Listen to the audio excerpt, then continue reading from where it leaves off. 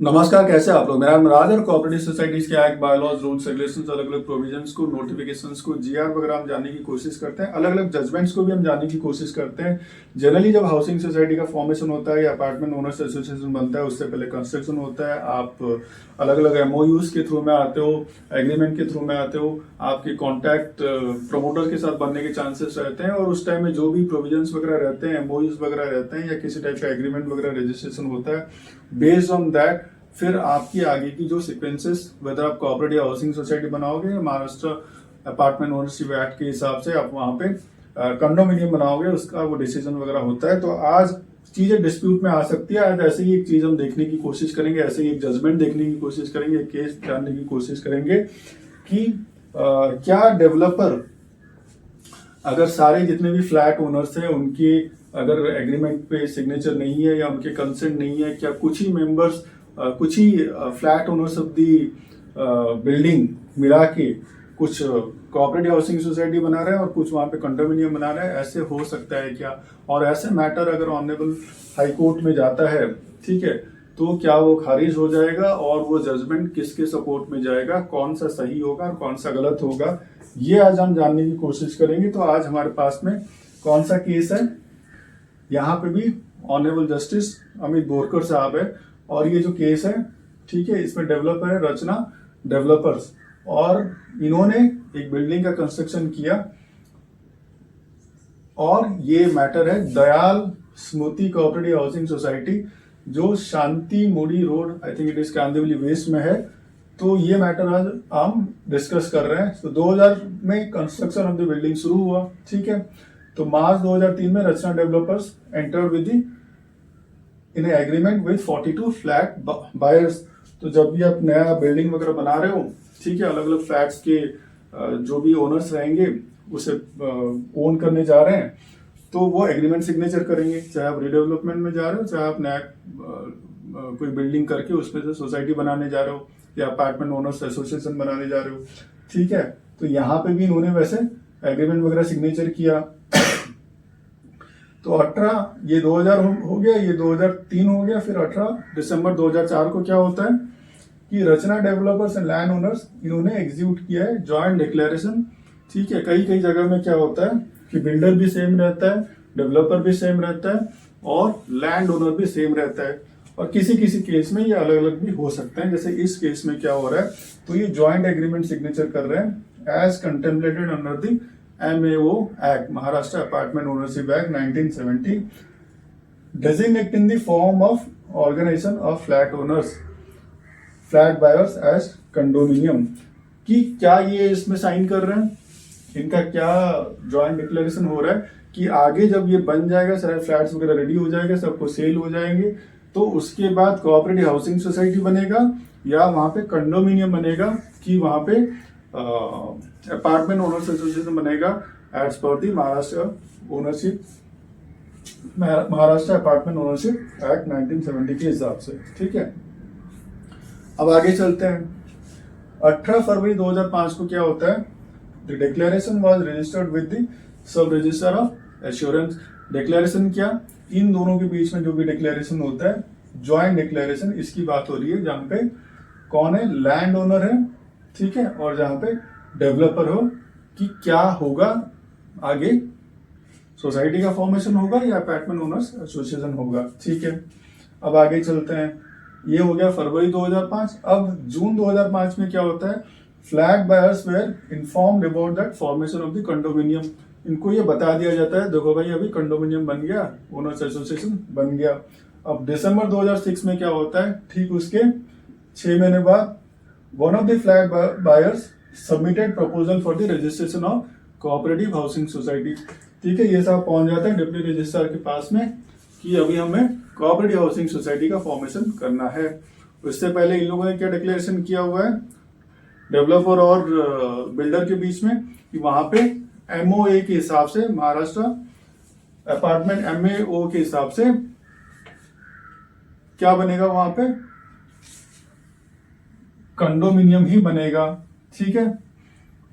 आगे चलते हैं। फिर फरवरी 2007 में क्या होता है कि कि डेप्यूटी रजिस्ट्रार ये करते हैं कि इन लोगों ने जो एप्लीकेशन वगैरह दिया हुआ है, कुछ मेंबर्स ने ये सबमिट किया हुआ है, उसके हिसाब से ये क्या करते हैं कि वहां पे कोऑपरेटिव हाउसिंग सोसाइटी बनाने का अप्रूवल दे देते हैं और कोऑपरेटिव सीएचएस बन जाती है वहां पे। ठीक है, रजिस्ट्रेशन हो जाती है। ठीक है, अब रिवीजन एप्लीकेशन क्या हो कहा जाता है, ये जो डेवलपर साहब है, अभी रचना डेवलपर, ये आके अभी पहुंचते हैं, क्योंकि डिप्टी रजिस्ट्रार के ऑर्डर के ऊपर अगर आपको जाना है तो ये मिनिस्टर ऑफ कोऑपरेशन के पास में जाते हैं और रिवीजन एप्लीकेशन डालते हैं, ये कहते हुए कि इनके पास ये राइट्स वगैरह नहीं था, तो इन्होंने जो किया हुआ है ये गलत किया हुआ है। Questioning the registration of the flat owners body as cooperative housing society, तो इसके अगेंस्ट में वहां पे रिवीजन एप्लीकेशन डालते हैं कि ये सही नहीं है।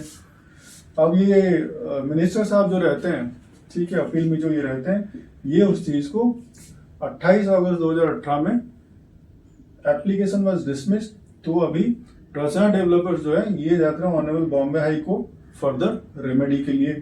ठीक है, अब रचना डेवलपर्स का आर्गुमेंट क्या है बॉम्बे हाई कोर्ट में, ऐसा एक एग्रीमेंट में क्लॉज है जो इंडिविजुअल फ्लैट बायर्स के साथ में जो एग्रीमेंट्स वगैरह करते हैं, उसके अंदर एक क्लॉज ऐसा भी है कि ये जो राइट्स है, ठीक है, आगे ये कंडोमिनियम बनेगा या आगे ये कोऑपरेटिव हाउसिंग सोसाइटी बनेगा, ये राइट्स मेरे पास में, डेवलपर्स के पास में है, तो ये इस टाइप का फॉर्मेशन नहीं हो सकता है। और एक ऐसा डिक्लेरेशन ऑलरेडी हमने सब रजिस्ट्रार ऑफिस को भी वहां पे दे दिया, उसको छोड़ के हमें रजिस्ट्रार को भी इन्फॉर्म कर दिया कि देखो हमारे पास में एक ऐसा हमने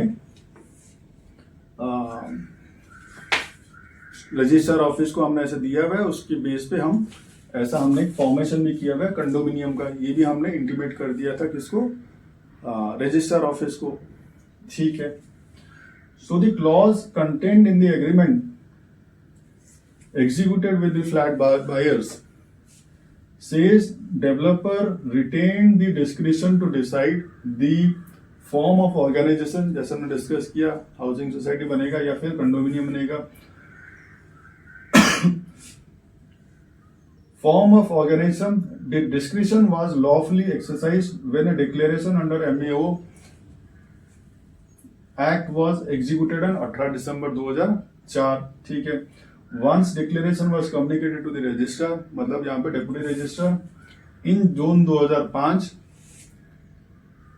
and subsequent registration as cooperative housing society was legally impermissible। फिर तो इसका सवाल नहीं उठता है, फिर ये इलीगल है, ये impermissible है, आपके राइट्स बनते ही नहीं है।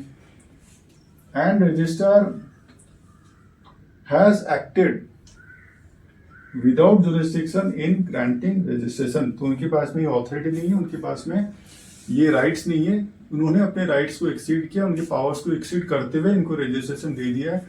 ठीक है, अब Bombay high court honourable justice Borkar साहब का क्या कहना है वो देखेंगे।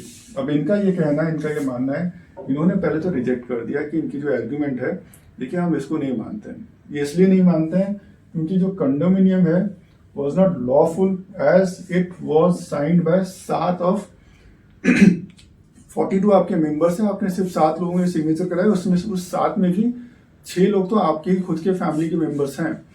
ठीक है, flat buyers including 6 from promoters family. ठीक है, ये तो ऐसे दिख रहा है जैसे मैनिपुलेटेड जैसा। So declaration was not executed by all the flat buyers. 42 के 42 का डिक्लेरेशन में सिग्नेचर होना चाहिए था कि ये कोऑपरेटिव हाउसिंग सोसाइटी बनेगा या फिर ये कंडोमिनियम बनेगा। ठीक है, सच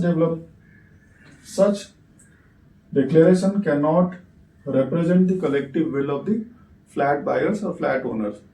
इससे ये सिद्ध नहीं हो जाता है कि सारे लोग जो 42 मेंबर्स जो थे, 42 फ्लैट बायर्स जो थे, उसमें जो ओनर्स जो थे, ये उनकी कलेक्टिव विल है, सबकी इच्छा थी कि कंडोमिनियम ही बनेगा, क्योंकि आपने 7 आउट ऑफ 42 का ही सिग्नेचर कराया, जिसमें से 6 तो आपके खुद के फैमिली के मेंबर्स हैं।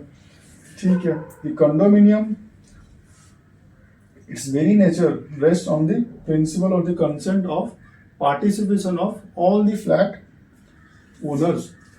इसका बेसिक फंडामेंटली यही है कि सारे के सारे लोगों के विल होने चाहिए, इच्छा होनी चाहिए, कंसेंट होनी चाहिए, तभी ये टिकेगा, नहीं तो इसकी वैलिडिटी ही नहीं है। तो आपका इसीलिए जो पिटिशन है, आपका जो प्ली है, ठीक है, इसको हम खारिज करते हैं और इससे हम एग्री नहीं करते हैं। तो जो कोऑपरेटिव हाउसिंग सोसाइटी का जो फॉर्मेशन हुआ है based on the application of the members keeping a part of two 7 members who has try to form the condominium, इसको हम सेट असाइड करते हैं और इसको हम परसिस्ट करते हैं, इसको हम इसके लिए हम स्टैंड करते हैं जो कोऑपरेटिव हाउसिंग सोसाइटी बना हुआ है। ठीक है, तो ये हमने जानने की कोशिश की कि जब तक सारे फ्लैट ओनर्स है, फ्लैट बायर्स है, उनके कंसेंट नहीं होते हैं और इस टाइप की चीजें एग्रीमेंट में रिफ्लेक्ट नहीं होते हैं, तो irrespective of what like developer और द बिल्डर आपने बीच में क्या एग्रीमेंट किया है और उस एग्रीमेंट को डिक्लेरेशन को आपने कहाँ जाके कन्वे किया और कहाँ जाके रजिस्टर किया, इससे कोई लेना देना नहीं है, तो ये परसिस्ट नहीं करेगी, ये स्टैंड नहीं करेगी। ठीक है, तो ऐसे ही cooperative housing societies, real estate और अलग अलग ऐसे प्रोविजंस को जानने के लिए आप साथ में जुड़े रहिए। सबका बहुत सारा धन्यवाद।